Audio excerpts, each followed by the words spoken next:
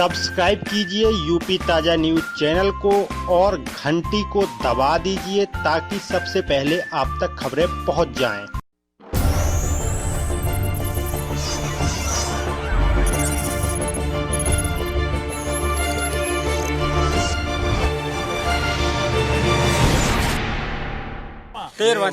जैसे कि supreme court में ये आज क्या गई थी और सुप्रीम कोर्ट के जजों ने यहाँ पर रोक लगा दी है इन बिलों पर, तो इसके बाद भी आप धरना प्रदर्शन कर रहे हैं, इसकी क्या वजह है? हम लोग इसको जारी रखेंगे क्योंकि जो समिति में चयन किया गया है किसान नेताओं का या जो समिति के सदस्यों का चयन किया गया वो पहले से ही इन कानून के समर्थन में है, इसलिए इन पर विश्वास नहीं।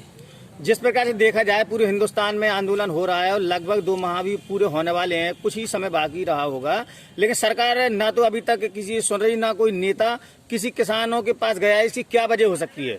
इसकी वजह ये हो सकती है कि देखिए हम लोग बराबर जब सरकार बुलाती रही हम जाते रहे, तो सुप्रीम कोर्ट को समीक्षा करनी चाहिए कानून की, समिति बना करके ये सिर्फ समय को टाल रहे हैं।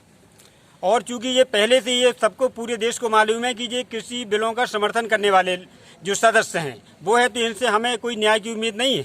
आज आप लोगों के द्वारा कृषि कानून की प्रतियां जलाई गई हैं। हाँ, आज प्रतियां जलाई गई हैं, इसलिए कि इससे किसान, पूरे देश का किसान बर्बाद हो जाएगा।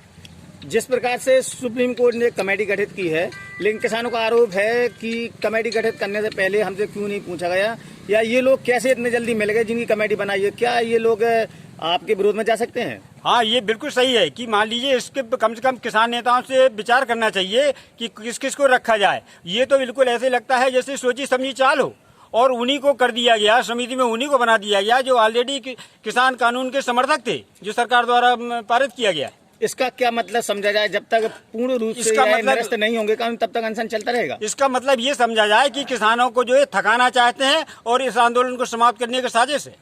किसानों ने क्या ठान रखा? 50% आबादी है जो किसान जिसको कहते हैं, हम दुनिया का जो पेट भरने का काम कर रहे हैं लोग, उसमें जो एक किसान बिरादरी है जो जाति, धर्म, मजहब की सीमाओं से परे केवल एक बिरादरी है, वो है किसान बिरादरी।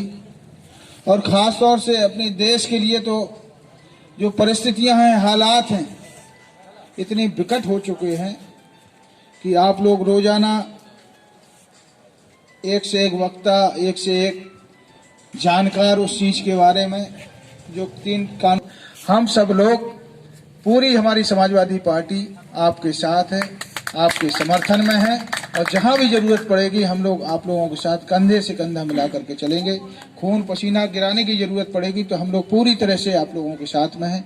जहां भी आप लोगों का आदेश और निर्देश होगा हम आप लोगों के साथ हमेशा सबसे पहले आगे खड़े नजर आएंगे। इतना हम लोगों का आप लोगों से वादा है, आप लोगों से हम लोग पूरी तरह से संकल्पित होकर के आए हैं, क्योंकि हमारे नेता ने कहा है कि इस किसान आंदोलन में हम लोग बढ़ चढ़ करके आप लोगों के साथ हिस्सा लेंगे।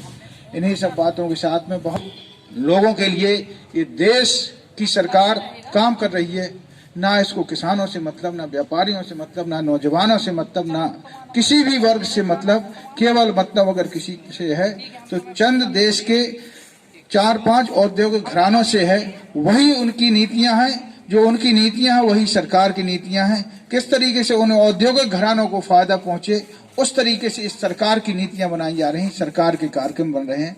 और जो हालात आज हो गई है, देश की राजधानी को जिस तरीके से चारों तरफ से हमारे किसान भाइयों ने बंद कर रखा है, कहीं ना कहीं ये ऐसी सरकार है, ऐसी ये हुकूमत है कि इसके कान में यहाँ तक कि जूं रेग तक नहीं रेगा है। अभी तक सुप्रीम कोर्ट को दखल देना पड़ा, और आप लोग जानते हैं किस तरीके से राजनीति हो रही है। तो कहीं ना कहीं ये आंदोलन बहुत लंबा चलेगा, और निश्चित तौर पर जब एक से एक बड़े हिटलर शाही खत्म हो गई, जो पूरी वहां पर जर्मन में क्या स्थिति थी, शाही कहां से रह सकते हैं। इसलिए हमारा आंदोलन जो आप सबका आंदोलन है, ये आपका ही नहीं, ये हमारा आंदोलन हो गया है। अब हर व्यक्ति, हर वर्ग के लोग इस बात को कहने लगे ये केवल किसान यूनियन या किसान मोर्चा का आंदोलन नहीं है, ये अब हम सबका आंदोलन है। और जब जहां हम जुड़ जाता है तो निश्चित तौर पर व्यक्ति या संगठन से बढ़कर के वो एक पूरा ऐसा वातावरण, ऐसा माहौल। सब्सक्राइब कीजिए यूपी ताजा न्यूज चैनल को और घंटी को दबा दीजिए ताकि सबसे पहले आप तक खबरें पहुंच जाएं।